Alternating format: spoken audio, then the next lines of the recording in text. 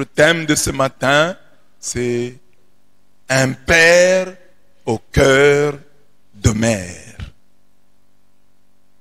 Un père au cœur de mère. Moyen de se tromper de dire un père au cœur de mère. Un père au cœur de mère. Un père au cœur de mère. Pas un père au cœur de mère. Dans l'évangile de ce jour, Jésus nous apprend à invoquer Dieu comme Père. Quand vous priez, dites Père.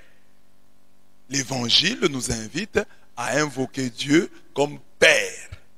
Dans la première lecture, Jonas, le prophète rebelle, fait l'expérience de la miséricorde déconcertante de Dieu. De la miséricorde scandaleuse de Dieu. Pour dire miséricorde en hébreu, on emploie le terme rahamim. Et rahamim signifie entraille maternelle. Donc, quand on dit que Dieu est miséricordieux, c'est-à-dire Dieu nous porte dans ses entrailles jusqu'à maturité, comme la mère porte l'enfant dans son sein jusqu'à ce qu'il vienne au monde.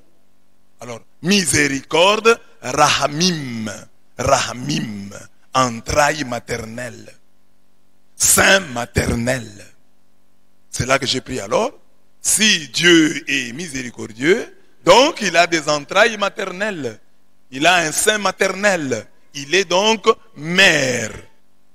Évangile, quand vous priez, dites Père. Première lecture, Dieu se montre scandaleusement miséricordieux. Car le prophète a annoncé la destruction des Ninives. Et quand les Ninivites posent des actes montrant leur volonté de se convertir, Dieu change. Dieu change son plan. Il avait un plan de destruction. Et il le change parce que le peuple s'est converti. En fait, ce peuple a montré ses bonnes dispositions à la conversion. Dans ce sens, en partant des rahamim, rahamim, entrailles, dire que Dieu est miséricordieux, c'est affirmer qu'il a une matrice, qu'il a des entrailles maternelles et que comme une mère, il nous porte et supporte inlassablement. D'où notre thème, un père au cœur de mère. Une mère est connue. Les mamans sont connues pour leur amour inconditionnel, pour leur attachement indéfectible à leurs enfants. Mais la mère, qui est connue pour son amour inconditionnel, pour son attachement indéfectible à ses enfants, cette mère est une image pauvre. Image pauvre, mais éclairante. Elle est une image pauvre parce que la maman a aussi des défauts. Elle n'est pas toujours forte physiquement, parfois même moralement. Elle n'a pas toujours l'autorité qu'il faut. Alors Dieu, on dit, il a un cœur de mère. C'est-à-dire, si on prend le cœur de mère, en considérant les défauts de la femme, nous allons donc dire que Dieu, par exemple, il n'a pas de force. Il compte sur l'homme. Vous voyez, cette image est pauvre. Comme toute image qu'on emploie sur Dieu. Tout ce que nous disons de Dieu, tout ce que nous disons sur Dieu est pauvre.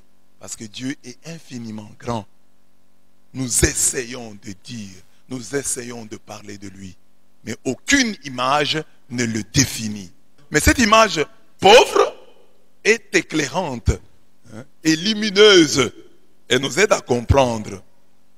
Alors, la Bible montre qu'elle est limitée, qu'elle est pauvre. Quand vous lisez Isaïe 49, 15 à 16, on dit « Une femme oublie-t-elle son petit enfant ?» La réponse est « Non ». « Une femme est-elle sans pitié pour le fils de ses entrailles ?» La réponse est « Non ». Mais les textes atténuent quand même. la réponse en disant, même si les femmes oubliaient, parce qu'on peut trouver des femmes qui oublient, même si les femmes oubliaient, moi je ne t'oublierai pas. Vois, je t'ai gravé sur les paumes de mes mains. Tes remparts sont devant moi sans cesse. Donc Dieu a un tatouage dans ses mains, et il s'est tatoué au nom de chacun de nous. Donc dans ses mains, il y a un tatouage.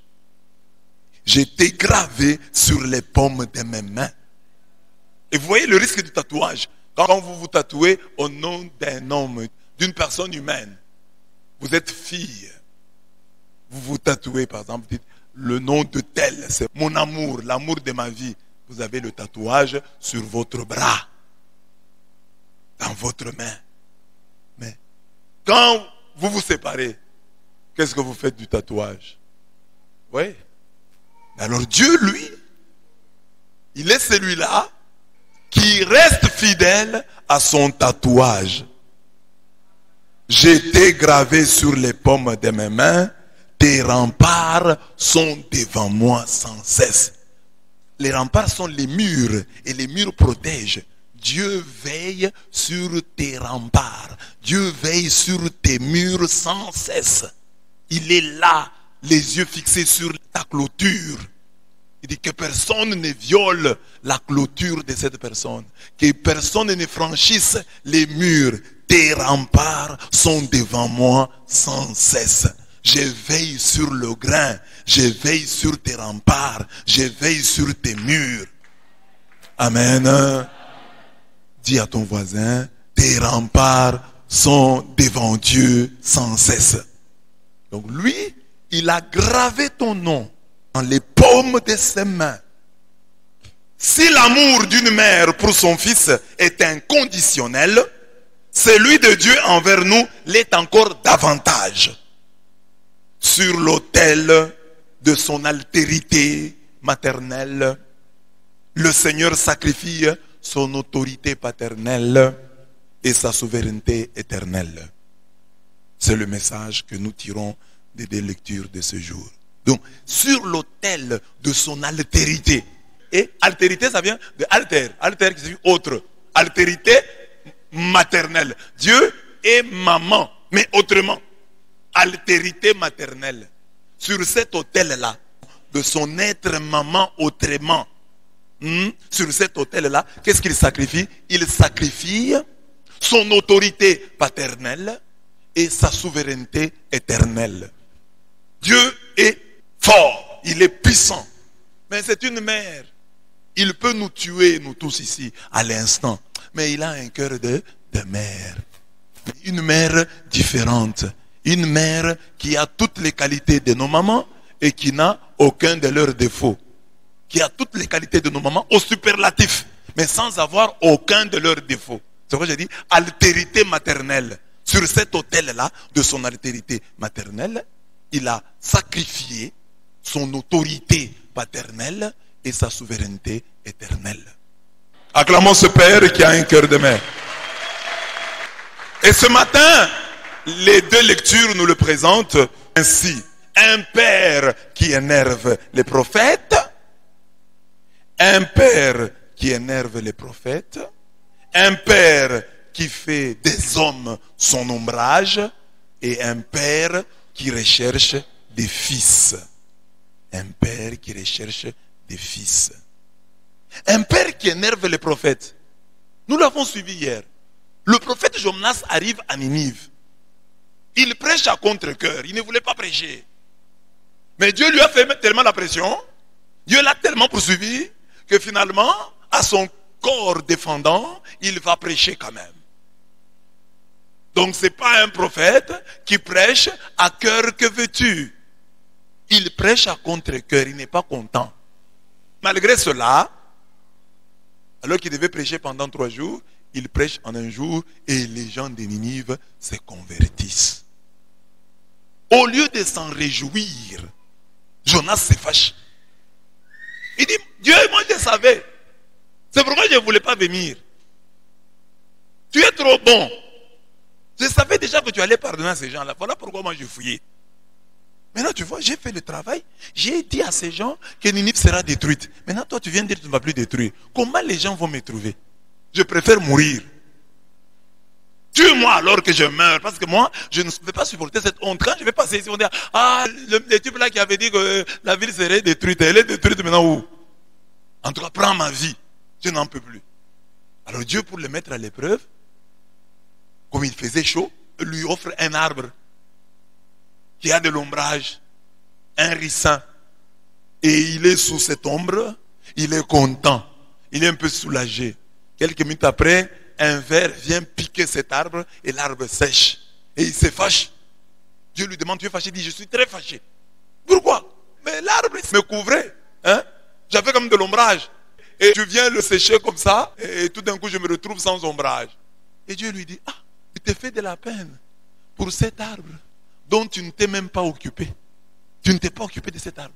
Mais moi, je ne me ferai pas de problème pour cette grande ville de Ninive. Tu t'es fait de parce que j'ai détruit l'arbre. Et tu veux que moi je détruise Ninive. Tu veux que je détruise Ninive? Toi, l'arbre pour lequel tu ne t'es pas dépensé. Tu tiens à ce que l'arbre vive. Et moi, je laisserai mourir Ninive et ses habitants. Non. Si tu te fais de la peine pour cet arbre, ce petit arbre, sache que moi aussi, et davantage, je me fais de la peine pour ce peuple, païen bien entendu, mais de Ninive, qui est mon peuple. Amen. Amen. Ce texte déjà montre que le Dieu d'Israël n'était pas seulement le Dieu d'Israël. Parce que le Dieu d'Israël, à travers la parabole du ricin, le Dieu d'Israël s'est fait des problèmes pour les Ninivites. Il dit qu'il a pris soin d'eux. Amen. Voilà. Ça, c'est la première lecture. D'où je tire les deux premiers points. Un père qui énerve les prophètes. Jonas est un prophète de Dieu, mais qui ne ressemble pas assez à celui qu'il a envoyé. En effet, après avoir livré son terrible message aux Ninivites, cet homme de Dieu était convaincu que ces païens ne se convertiraient pas. Donc il prêche, il me dit, ah, ils ne vont pas se convertir. Mais, il dit ça, mais dans le cœur aussi, il dit, bon, Dieu aussi est miséricordieux, hein. Ils ne vont pas se convertir, mais Dieu va leur pardonner. Une lecture rapide du texte de la première lecture donne l'impression que Jonas avait la certitude de prêcher dans le désert. Il était pressé de voir comment le Seigneur détruirait ces païens. Il s'attendait au châtiment de Dieu, mais il dut faire face à la clémence de ce dernier. Alors que lui prêchait le châtiment, Dieu s'est montré clément.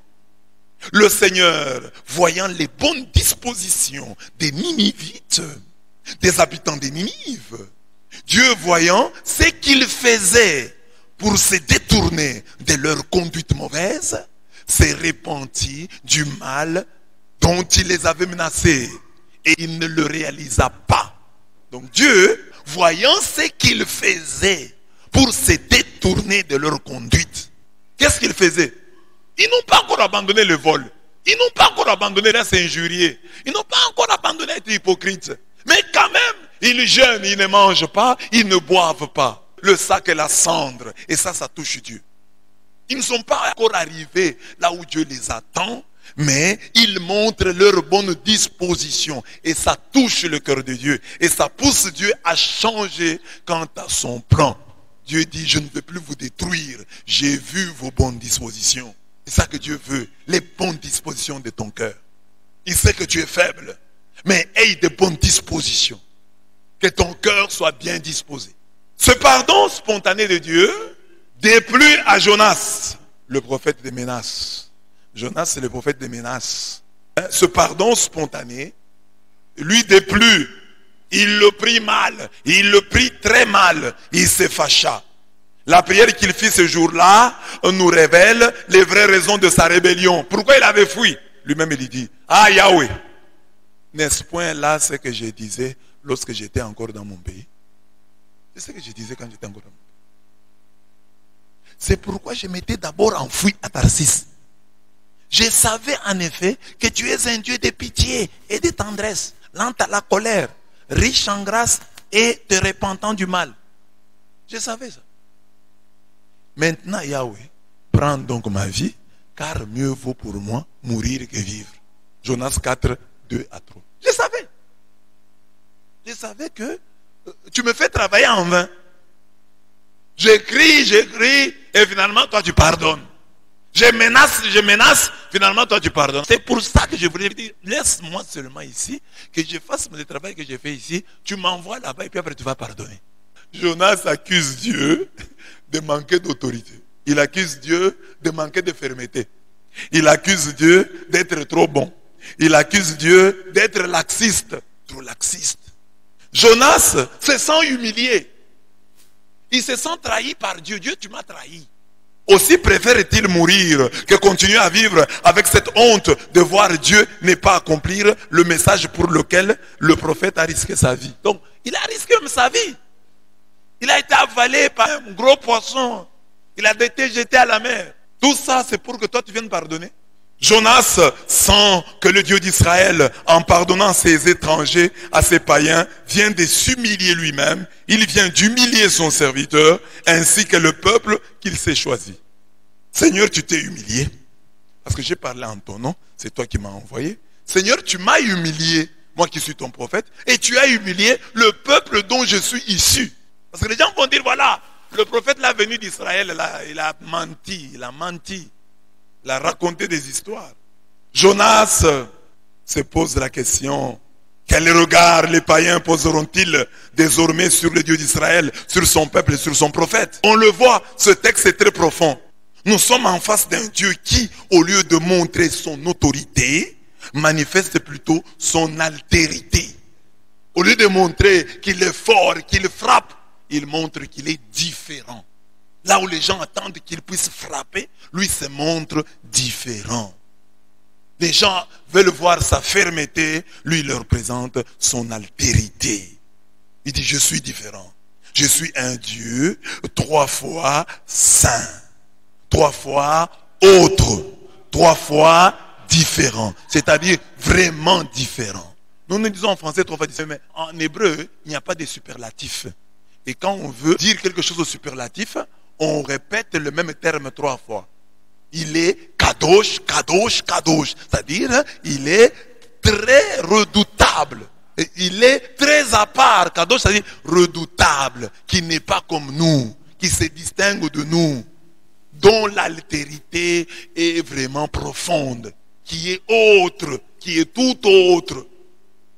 Il est différent des dieux. Dieu est différent des dieux. Des petits dieux là. Hein? Il est différent des hommes, même s'ils sont ses prophètes. Il est différent des hommes, même s'ils sont ses prophètes. Moi, je peux dire des choses, mais Dieu peut me contredire. Parce que lui est Dieu. C'est lui le chef. C'est lui le boss. Il est différent. Il est différent. Alors, Osée 11, 8 à 9 dit, c'est Dieu qui parle. Comment t'abandonnerai-je, Ephraïm? Te livrerai-je, Israël? Comment traiterai-je comme Adma? Te rendrai-je semblable à Sébouïm? Mon cœur en moi est bouleversé. Toutes mes entrailles frémissent.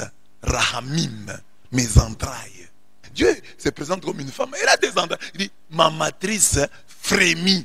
Je ne donnerai pas cours à l'ardeur de ma colère. Je ne laisserai pas la colère me conduire. Je ne détruirai pas à nouveau Ephraïm. Lui-même se dit, se parle, il se donne des conseils à lui-même. Il dit, car je suis Dieu et non pas homme. Au milieu de toi, je suis le saint. Je suis le kadosh. Et je ne viendrai pas avec fureur.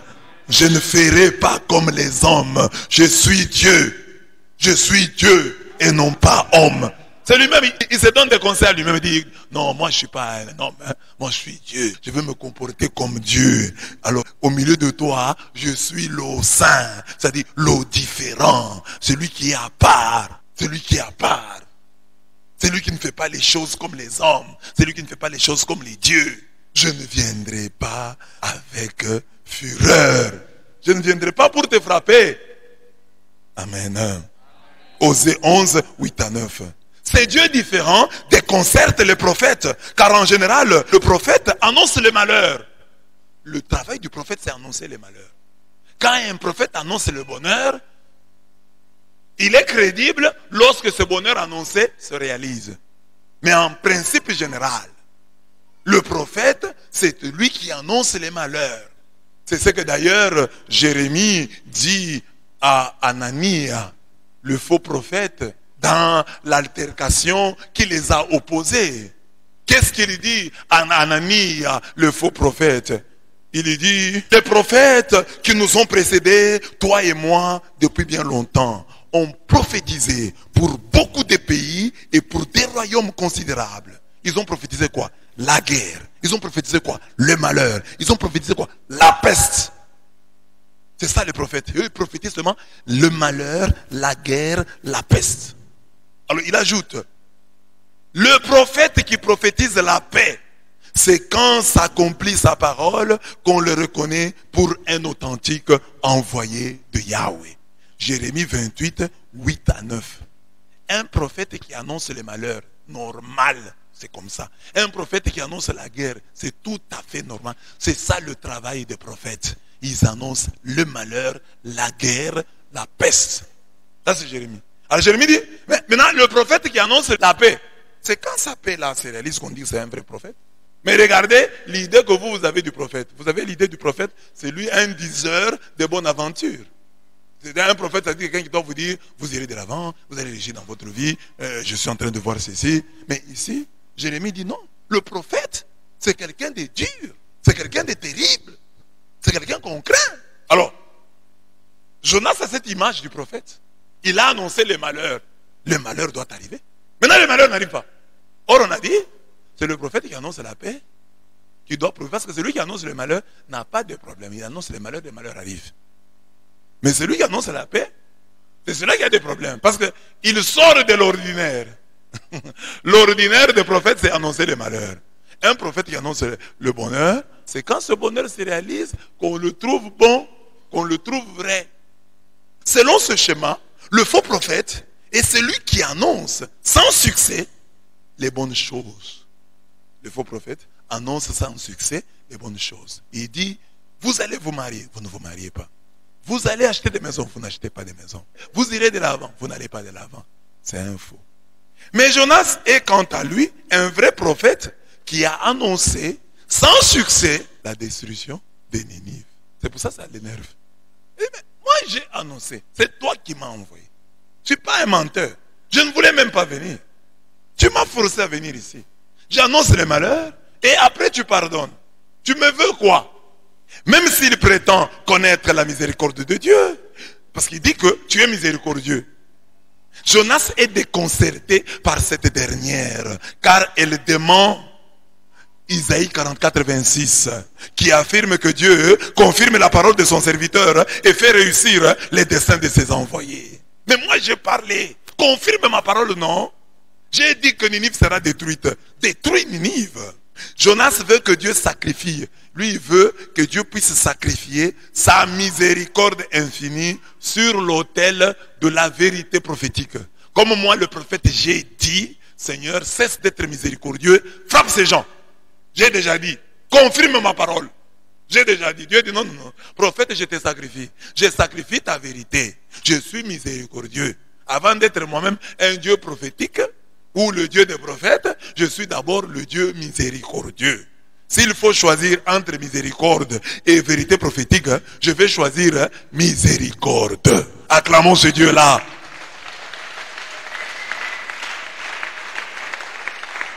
Amen.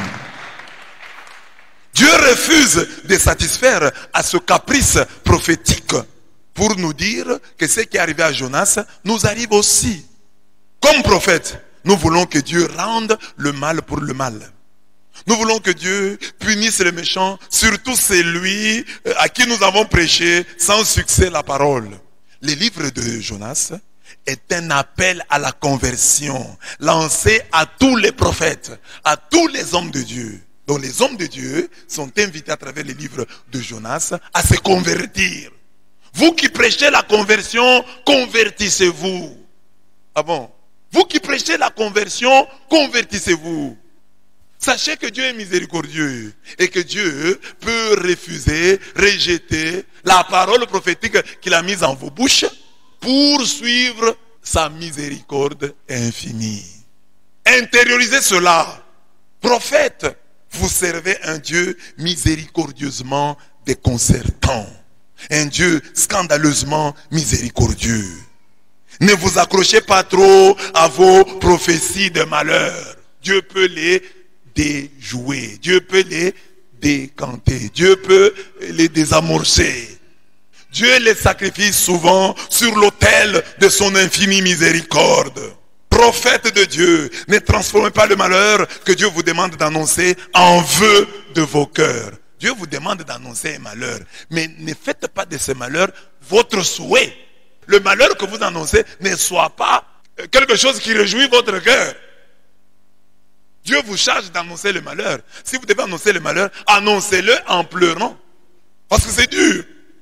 N'oubliez pas qu'il y a toujours un si qui précède les menaces divines de châtiment.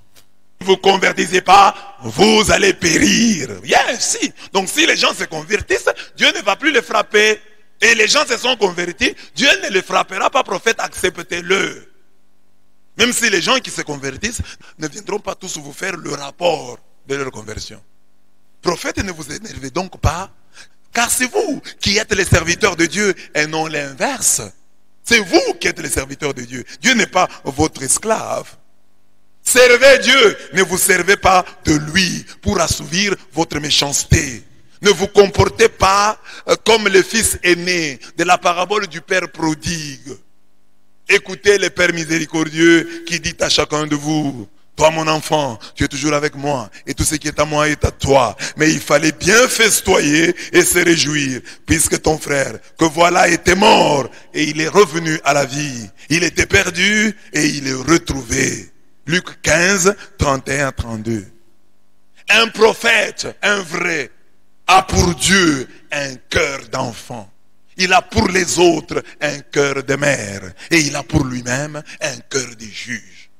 Toi qui prêches la parole, toi qui évangélises, toi qui interpelles tes frères et sœurs, pose-toi la question: ai-je pour Dieu un cœur d'enfant? Est-ce que moi-même devant Dieu, suis-je un enfant? Parce que si je suis un enfant, si Dieu refuse, il n'y a pas de problème.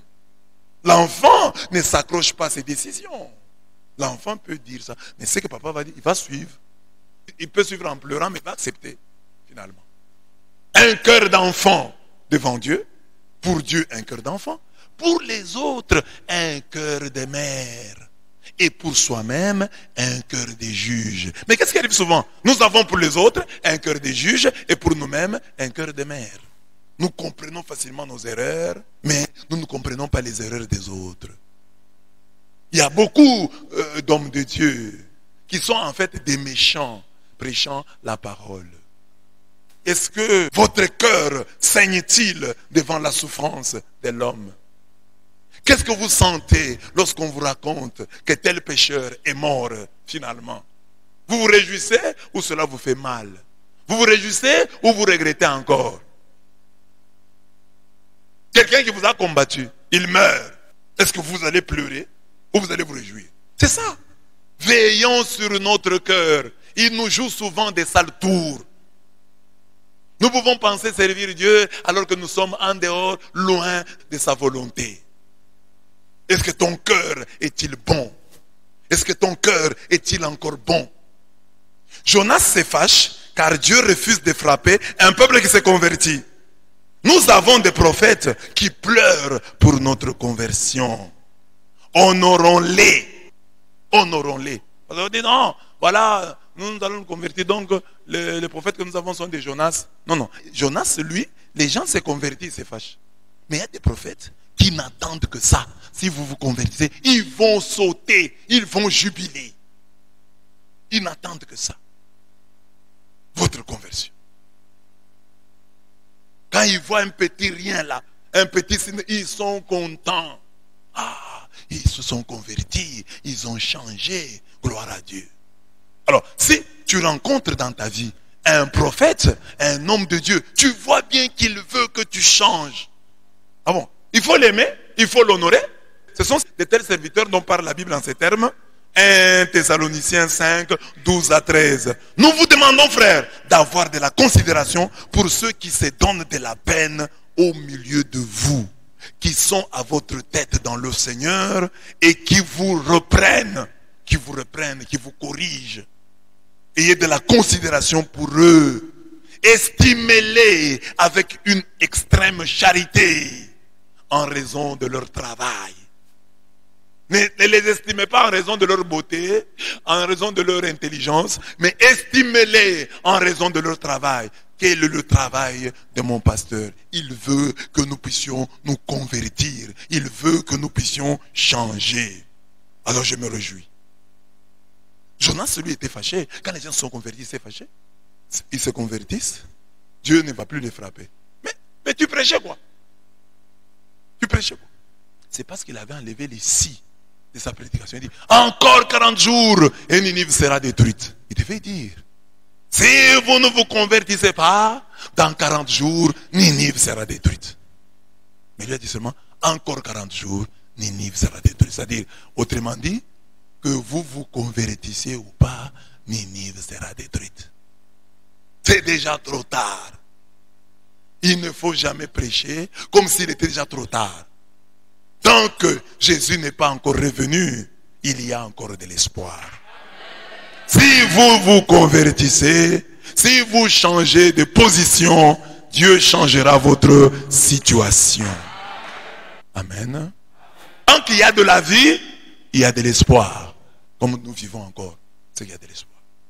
Alors, maintenant la question se pose. Je pose la question même aux parents, même à tout le monde, les enseignants. Je toujours pose cette question. Un enfant casse un verre. Tu le frappes pourquoi? C'est pour le corriger? Ou c'est parce que tu es fâché? C'est la question. Dieu à Jonas. Pourquoi tu es fâché? Tu es toujours fâché? Tu te fâches pourquoi? Parce que les gens se sont convertis. Bon. Un enfant vient de casser un verre. Tu te fâches. Tu le frappes. C'est pour qu'il répare le verre. C'est déjà arrivé le faire casser. C'est par colère et par dépit que nous frappons l'enfant qui vient de casser un verre pour que prochainement il fasse attention. Mais l'enfant déjà quand il casse un verre, lui-même, il sait déjà qu'il a mal agi. Alors, il faut donc nous interroger même là, même ailleurs, nous poser la question, quand je punis même mon enfant, j'ai quelle intention? Est-ce que c'est toujours l'intention de le changer ou il y a aussi un peu de haine déjà à l'intérieur? Parce qu'il arrive que des parents puissent aussi haïr leurs enfants. Le diable est terrible. Il nous joue des sales tours. Tu peux ne plus aimer ta femme et tu commences à la punir par manque d'amour. Tu peux commencer à punir ta femme, à punir ton mari par manque d'amour parce que tu ne l'aimes plus. Et toi tu dis, j'ai fait ça pour le corriger. Non, c'est le diable qui te joue des sales tours, qui te convainc que tu fais ça pour le corriger alors qu'en réalité tu les fais parce que tu es fâché, parce que tu veux le punir, parce que tu veux le châtier. Alors, quand Dieu parle, quand Dieu menace, l'objectif de Dieu, c'est la conversion. La même chose aussi, quand toi tu parles, que ton objectif soit la conversion. Et quand les gens se convertissent, réjouis-toi. Jonas prêchait, mais sans savoir que son objectif c'était la conversion. Lui est venu dire, vous allez mourir. Un Dieu, le Père qui énerve les prophètes. Donc tu peux prêcher, Dieu va même te contredire. Il est Dieu, c'est lui le chef des gens. Il peut te contredire. Il peut te contredire. Nous sommes limités. Le prophète Nathan va dans la maison de Jessé, le papa de David. Mais c'est un prophète, c'est un voyant. Mais il arrive là, il a son idée du futur roi choisi par Dieu. Il doit être géant, il doit être imposant, il doit être âgé. Et il voit tel, il dit c'est lui. Dieu dit c'est pas lui. Il dit c'est lui, c'est pas lui. Et celui pour qui il était venu n'était pas là. Et il demande au papa, mais c'est tout ce que tu as comme enfant? Il dit non, il y a un qui est en train de garder les troupeaux là. C'est un petit. Lui. Si tu n'as pas trouvé ici, donc c'est pas lui. Et pourtant c'était lui. Mais le prophète, le voyant, n'a pas vu ça. Donc notre prophétie est partielle. Notre connaissance est partielle. Donc restons limités. Comprenons que nous sommes limités. Acceptons-le. C'est ça un des fruits du catholicisme. Quand vous entendez un catholique parler, quand vous entendez un catholique prêcher, vous sentez qu'il ne prend pas la place de Dieu. Il considère toujours que Dieu est plus grand que lui. Il sent qu'il est limité. Regardez les autres frères là, quand ils parlent des gens, ils envoient facilement les gens en enfer. Comme s'ils avaient les listes de l'enfer et du ciel. Mais un catholique, quelqu'un qui meurt, le catholique prie. Il dit Seigneur, prends pitié de lui. Même si on dit il est mort dans telle condition, les catholiques continuent à prier. Il dit bon, on ne sait jamais. C'est ce que le roi de Ninive a dit. On ne sait jamais, peut-être Dieu va nous pardonner. Mais les autres là, ils ont des jugements péremptoires. Tel est en enfer, tel est comme ça, tel est comme ça. Papa Wemba ne peut rien nous dire. Kofi ne peut rien nous dire. Or, Kofi peut nous dire des choses. Papa Wemba peut aussi nous en dire. Mais il rejette et l'eau, et le bébé, et l'eau du bain. Il y a même des catholiques, certains catholiques qui tombent dans ces extrêmes-là. Hein? Un père qui fait des hommes son ombrage. Dans la parabole du ricin, Dieu compare ce petit arbre aux Ninivites. Il dit, toi tu t'es fait de la peine pour ce petit arbre. Et tu ne veux pas que moi je me fasse de la peine pour les Ninivites. Or, regardez dans la parabole, l'arbre donne de l'ombrage à Jonas. L'arbre donne de la joie, donne le calme à Jonas. Alors quand Dieu dit que toi tu t'es fait de la peine pour ce petit arbre, parce qu'il t'a procuré la paix et la joie, et tu ne veux pas que moi, je me soucie de ce peuple, de ce grand peuple de Ninive. Dieu est en train de dire que Ninive, les hommes en général, sont aussi son ombrage, sa force, sa joie. Comme Jonas a regretté le dessèchement du ricin, Dieu aussi regrette la mort de tout homme. Parce que l'homme lui est utile. C'est un passage révolutionnaire. Donc, nous pensions que nous n'étions pas importants pour Dieu. Mais ici, on dit, Dieu nous considère comme son ombrage. Nous faisons sa joie, nous faisons sa fierté. Alors, un Dieu qui fait des hommes son ombrage, un Dieu qui fait des hommes sa joie, un Dieu qui fait des hommes sa fierté, acclamons-le. Amen. Jonas sortit de la ville et s'assit à l'orient de la ville. Et il se fit là une hutte et s'assit dessus, à l'ombre, pour voir ce qui arriverait dans la ville. Alors il a déjà prophétisé, maintenant il s'assoit pour regarder comment la ville va être détruite. J'ai prophétisé, maintenant je vais voir comment la ville va être détruite. Alors Yahweh Dieu fit qu'il y eut un ricin qui grandit au-dessus de Jonas afin de donner de l'ombre à sa tête et de le délivrer ainsi de son mal. Jonas éprouva une grande joie à cause du ricin. Dieu aussi éprouve une grande joie à cause de nous. Mais à la pointe de l'aube, le lendemain, Dieu fit qu'il y eut un ver qui piqua le ricin. Celui-ci sécha. Puis quand le soleil se leva, Dieu fit qu'il y eut un vent d'est brûlant. Le soleil darda ses rayons sur la tête de Jonas qui fut accablé. Il demanda la mort. Lui demandait seulement la mort. Il demanda la mort et dit, mieux vaut pour moi mourir que vivre. Vous voyez que les prophètes que Dieu appelle sont des hommes, sont des humains. Un petit rien, il demande la mort. La chaleur, il demande la mort. Dieu ne tue pas les Nivites, il demande la mort. C'est sûr aussi que quand sa femme lui faisait des problèmes à la maison, il demandait la mort.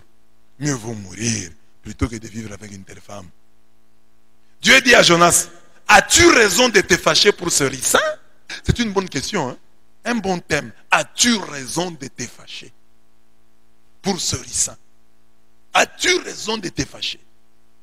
Que chacun l'entende chaque fois qu'il se fâche. As-tu raison de te fâcher? Il répondit, oui, j'ai bien raison d'être fâché à mort.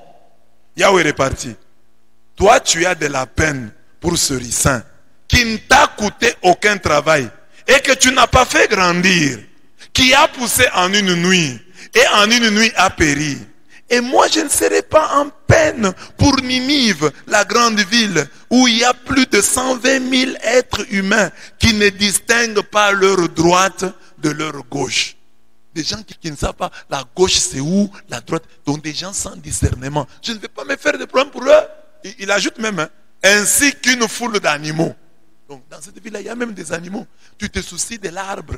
Moi, je ne me soucierai pas des Ninivites et des animaux qui sont à Ninive. Jonas 4, 5 à 11. Ce passage est très révolutionnaire. Décortiquons cette parabole du ricin. Le ricin, ce sont les Ninivites. C'est un arbrisseau d'origine tropicale.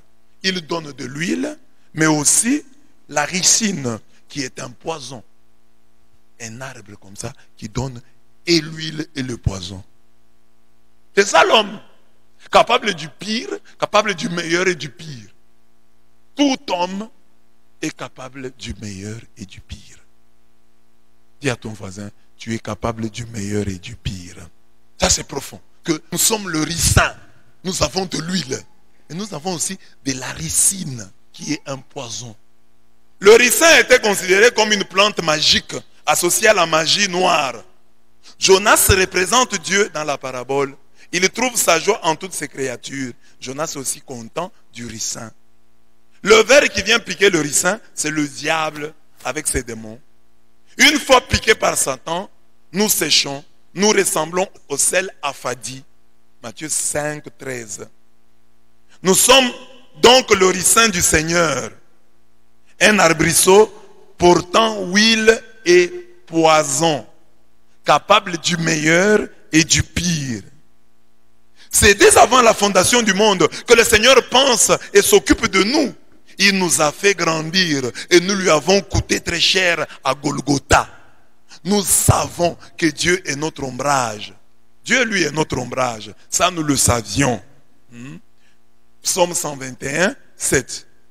Mais à travers cette parabole du ricin, le Seigneur nous enseigne que nous sommes aussi son ombrage. Nous sommes sa joie, nous sommes sa fierté, nous sommes sa gloire. Nous sommes des plants d'olivier autour de sa table. Psaume 128, 3. En nous piquant ce ver qu'est le diable, tente d'enlever à Dieu sa joie, tente d'enlever à Dieu sa fierté, tente d'enlever à Dieu sa gloire. Le Seigneur s'y refuse. Il crée lui-même des moyens pour qu'on ne lui arrache pas sa joie, sa fierté, sa gloire. Et ce moyen, c'est le pardon. Ce moyen, c'est la miséricorde. C'est la raison pour laquelle il en coûte au Seigneur de voir mourir les siens. Dieu a mal quand les siens meurent. Les siens là ne sont pas des chiens, les siens. Il en coûte au Seigneur de voir mourir les... Voilà, Dieu ne veut pas la mort du pécheur. Dieu tient particulièrement à chacune de ses brebis. Il ne veut en perdre aucune. Quand le peuple est nombreux, c'est la gloire d'un roi. Quand le peuple manque, c'est la ruine du prince. Proverbe 14, 28. C'est comme aujourd'hui là, au Kasaï ici, les gens sont en train de fuir. Chaque jour, exode vers Kinshasa, exode vers Lubumbashi. Et nos autorités se taisent, sont calmes. Les gens cherchent la vie. Les gens cherchent du travail. Les gens cherchent là où il y a du courant, là où il y a de l'eau. Si nos autorités ne font rien, la ville va se vider. Et comme si cela ne suffisait pas, ils vont même attaquer à l'université de Mbushibaï. Oh, la faculté de médecine. Mais si vous fermez encore la faculté, donc c'est encore l'exode. Nous sommes déjà une ville martyre. Nous avons déjà beaucoup souffert. D'abord, les colons, les colonisateurs ont fait quoi pour le Kasaï oriental? Rien. Les Belges n'ont rien fait. Ici au Kasaï, toutes les maisons, même les maisons de l'administration, ont été construites après. C'est par nous-mêmes. Nous n'avons pas une structure de ville ici. Les colonisateurs n'ont rien fait. C'était la zone A. On ne pouvait pas construire ici. Du temps de Mobutu, nous avons souffert. Du temps de Kabila, nous avons souffert. Parce qu'on disait que la province, c'était le bastion de l'opposition. Maintenant, l'opposition est au pouvoir. Nous souffrons toujours. Nous souffrons toujours. Nos frères fuient. Notre ville se vide. Et personne n'en parle. Et tout le monde s'est tait. Oh non, il est encore trop tôt. Il est encore trop tôt. Pour faire le bien, sans entreprise. L'Amiba, depuis qu'on parle d'Amiba, que l'Amiba reprenne, l'Amiba ne reprend toujours pas. On nous avait promis que l'Amiba reprendrait. L'Amiba ne reprend toujours pas. La reprise de l'Amiba tient à quoi? Et nous sommes là, calmes. Nous disons non, on nous aime. Ça viendra avec le temps. Avec le temps. Le temps, il faut le tyranniser. Il ne faut pas laisser faire. Ah non, ça viendra. Ça viendra avec le temps. Prenez les routes d'embouchement ici. Vous avez un véhicule. La durée de vie des pneus d'un véhicule en embouchement, c'est combien? Personne ne s'en préoccupe. Arranger seulement les routes. Personne ne s'en préoccupe. Du temps des colonisateurs, nous n'avons rien gagné. Le Kassai est exploité. On a exploité le diamant. Et le colonisateur ne nous a même pas laissé un bon bâtiment administratif. L'Amiba manque même une maison en étage. C'est quand même étonnant. Donc, le siège de l'Amiba, quand vous voyez, vous pouvez penser que c'est la maison de quelqu'un, d'un particulier. Hein? Quand vous allez vous penser que c'est ça le siège de l'Amiba. Donc, le siège de l'Amiba, là où, Congo, premier producteur mondial du diamant industriel, bon, maintenant, siège de l'entreprise qui a fait du Congo, le premier, vous voyez les bâtiments là? Ça, ce sont les Blancs qui ont laissé ça. Mobutu est venu, il n'a rien fait. Kabila était là. Kabila a dit, non, il nous a punis parce que nous soutenions l'opposition. Maintenant, l'opposition est là. Nous souffrons toujours. Et quand nous souffrons, nos frères qui sont ailleurs, qui ont fui la province, qui sont à Lubumbashi, dans le courant, dans l'eau, en train de manger des fruits en moins cher. Quand nous nous réclamons ici, non, taisez-vous. Ceux qui sont en Europe, ils ne rentrent pas, ils sont là calmes. Ils la coulent douce là-bas. Nous qui sommes au front, nous parlons, taisez-vous. Parce que quand vous mangez là, ça entre chez nous. Au Kassai, nous souffrons. Au Kassai, nous souffrons. Plus qu'ailleurs. Plus qu'ailleurs. À part nos frères de l'Est, qui sont peut-être en guerre, là, les gens qui sont obligés de fuir. Mais nous souffrons ici. Nous n'avons même pas, au Kassai oriental, il n'y a pas de supermarché. Pas même un seul supermarché. Pas même un seul. Donc si tu es au Kassai ici, tu veux manger les fruits, tu vas faire comme ça. Tout coûte le double d'ailleurs. Et c'est nous qui payons le prix, les tributs, parce que nous avons soutenu l'opposition. L'opposition là est au pouvoir. Nous continuons à souffrir. Et nous avons même l'impression que nous souffrons davantage. Pourquoi? Parce que nous avions beaucoup d'espoir. Nous nous disions maintenant, on va quand même penser à nous. Il y a des gens que nous avons soutenus qui ont maintenant pris le pouvoir. Mais ils ne font que penser à eux-mêmes. Quand tu es laid, que tu parles et tu manges un peu, ça va. Mais tu es laid, tu ne manges pas. Tu deviens de plus en plus laid. Plaidons la cause du Kassai. Plaidons la cause du Kassai. Nous souffrons au Kassai. Notre peuple est en train de fuir, d'aller ailleurs. Ce n'est pas à cœur que veux-tu. Le peuple ne veut pas. Chacun est bien chez lui.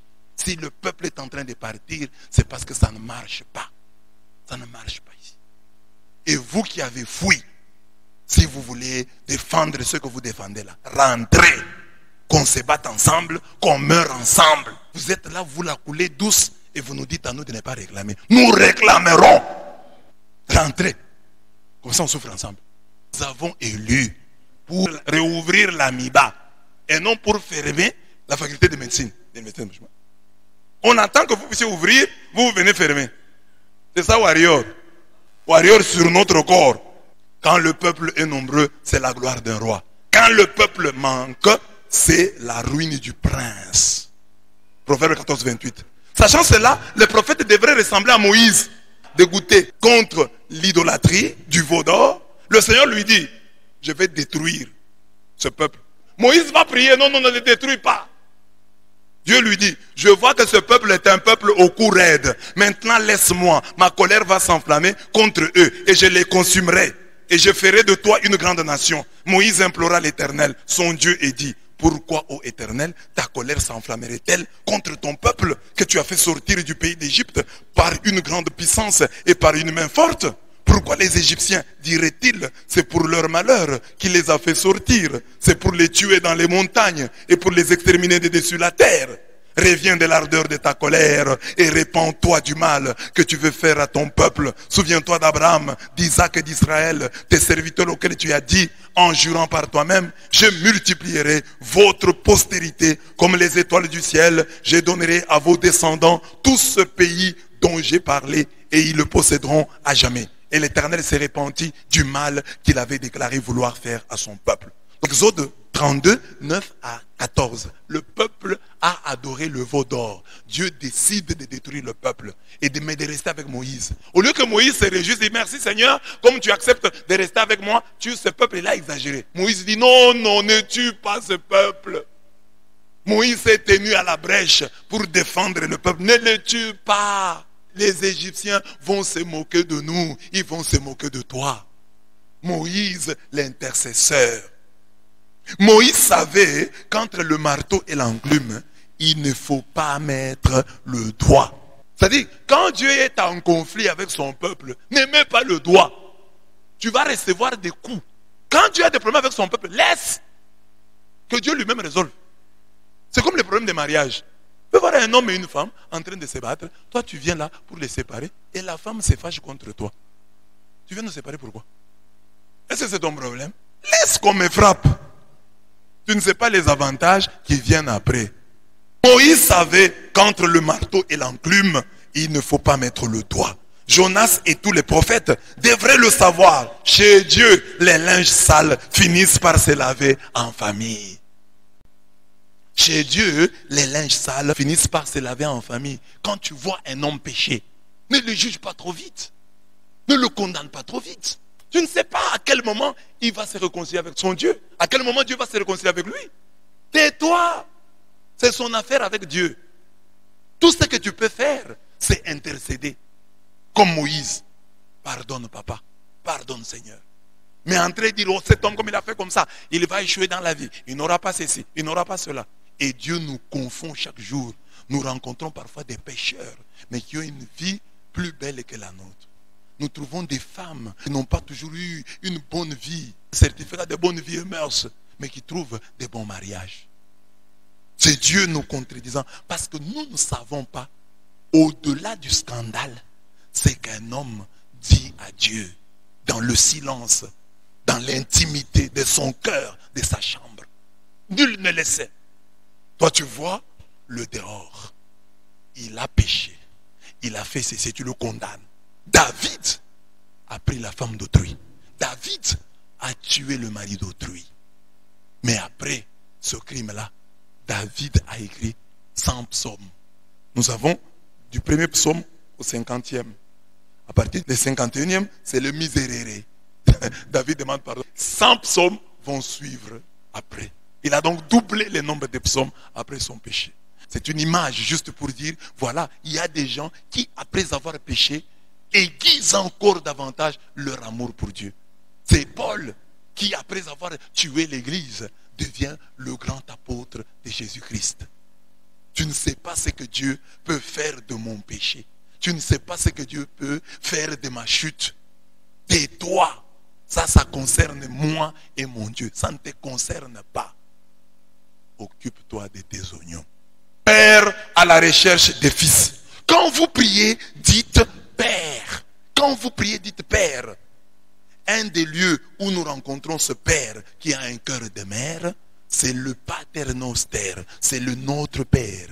Par-delà sa profondeur, son contenu, le Pater Noster, le Notre Père, nous donne l'esprit dans lequel nous devons prier. Il ne faut pas seulement se contenter des paroles, mais il faut aussi découvrir l'esprit dans lequel Jésus veut nous plonger. La filiation. C'est-à-dire, quand Jésus dit, quand vous priez, dites Père, il ne dit pas seulement que répétez cette prière. Jésus veut dire, quand vous priez, comportez-vous en fils. Ayez une attitude et un comportement de fils et de filles de Dieu. Que Dieu soit réellement votre Père. Alors je donne l'exemple dans le texte, j'ai dit, voilà, un homme riche a un enfant. Cet enfant-là s'adressant à son père ne va pas s'adresser comme toi, tu t'adresserais à lui. Toi, pour s'adresser, tu vas chercher un certain nombre de protocoles. Tu vas apprendre l'anglais. Tu vas chercher des formules consacrées pour t'adresser à cet homme-là qui n'est pas ton père. Mais cet enfant des riches, quand il s'adresse à son propre père, il n'a pas besoin de tous ces tralala-là. Il parle simplement. C'est ça que Jésus, par-delà la formule et le contenu de notre Père, Jésus veut nous dire, quand vous priez, ayez l'esprit filial. Comportez-vous comme les enfants se comportent devant leur Père, qui les aime, leur Père aimable. Comment tu demandes à ton Père? Comment tu parles à ton Père? Quel est l'enfant qui est déjà parti demander à son Père, il dit, papa, tu m'as mis au monde, merci. Tu m'as fait étudier, merci. Papa, tu es le grand papa, le plus beau papa du monde, etc., etc. Et puis conclusion, paye-moi les frais académiques. On ne demande pas comme ça. Devant papa, on dit, papa, mais les frais. Papa, mais les frais. C'est fini. Ah, les frais académiques, papa, quitte là. Quels frais? Tu es intelligent. Et puis après, il va donner. C'est ça, la vie de famille. Mais nous, comme nous pensons que Dieu n'est pas notre Père, c'est-à-dire nous cherchons ces choses-là.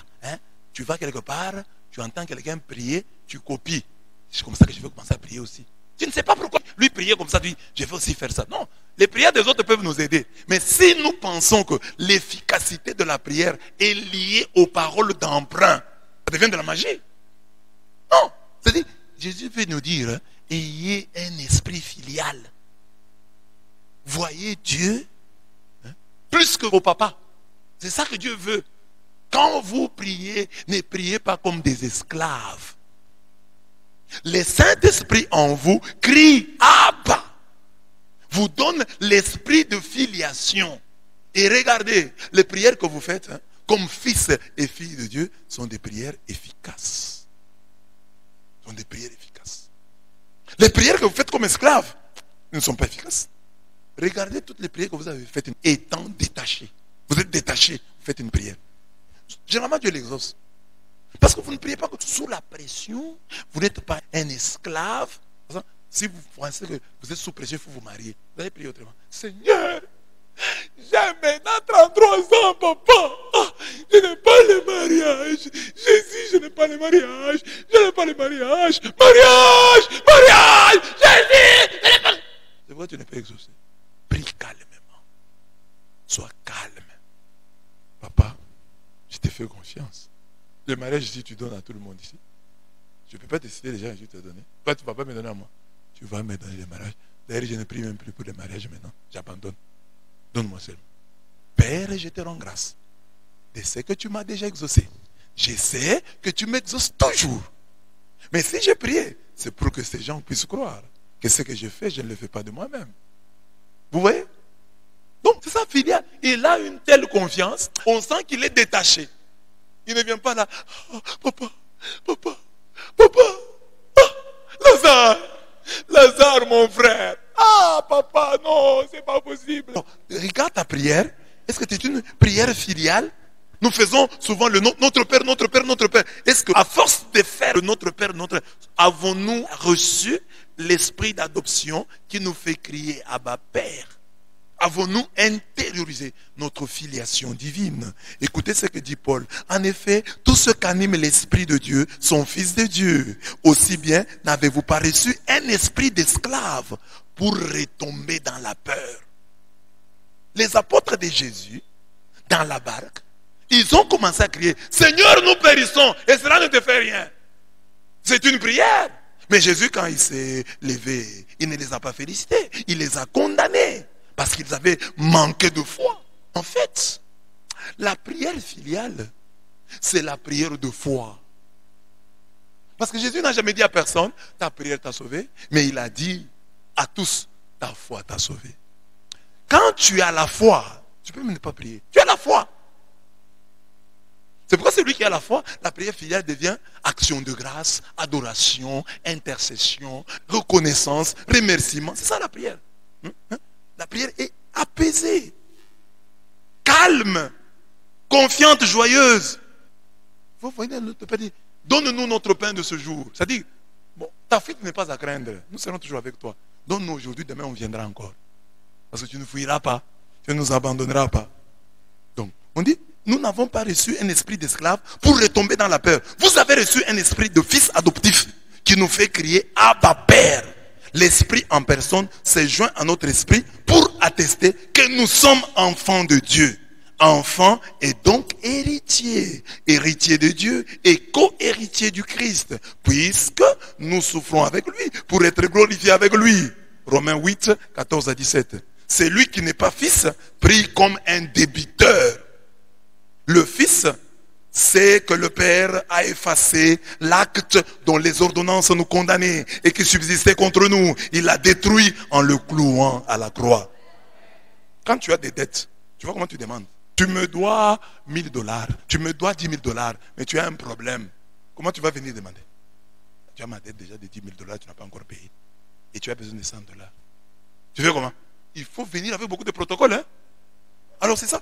Dieu a déjà effacé l'acte dont les ordonnances nous condamnaient et qui subsistait contre nous. Et il a détruit en le clouant à la croix. Avec cette certitude, les fils prient comme le Fils, quel que soit le problème auquel ils sont confrontés. Père, je te rends grâce de ce que tu m'as exaucé. Pour moi, je savais que tu m'exauces toujours. Mais j'ai parlé à cause de la foule qui m'entoure, afin qu'ils croient que c'est toi qui m'as envoyé. Jean 11, 41 à 42. Nous récitons le Paternoster, la prière dominicale, depuis notre enfance. Cette belle oraison a-t-elle fait de nous des fils dans le Fils? Cette belle oraison nous a-t-elle libérés de la peur des esclaves pour nous donner la confiance des fils? C'est ça. À force de faire le Notre Père, nous devons nous libérer. Nous devons être libérés de la peur des esclaves et acquérir la confiance des fils. Que ta prière soit confiante. Que ta prière soit reconnaissante. Quand tu pries, il faut avoir des sujets parfois que tu ne présentes même pas à Dieu.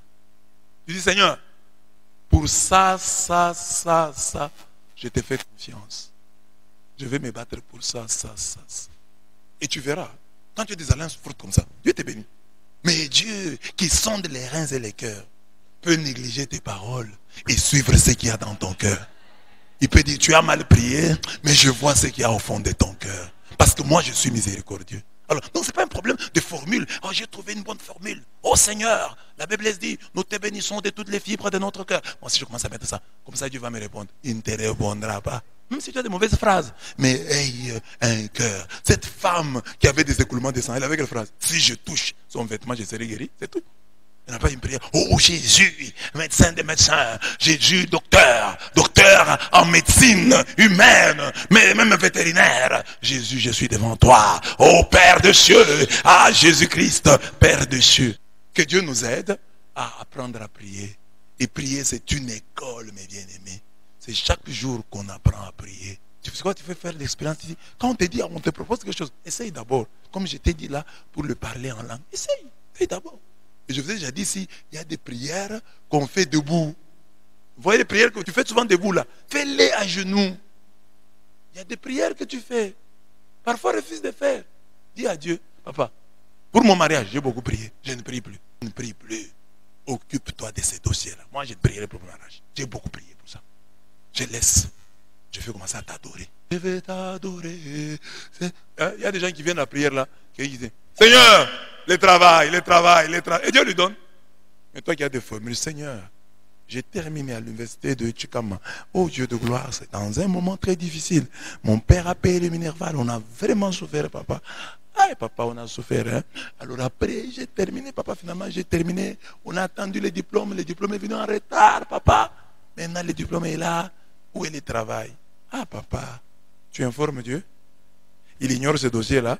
Fais-lui confiance. Que Dieu vous bénisse.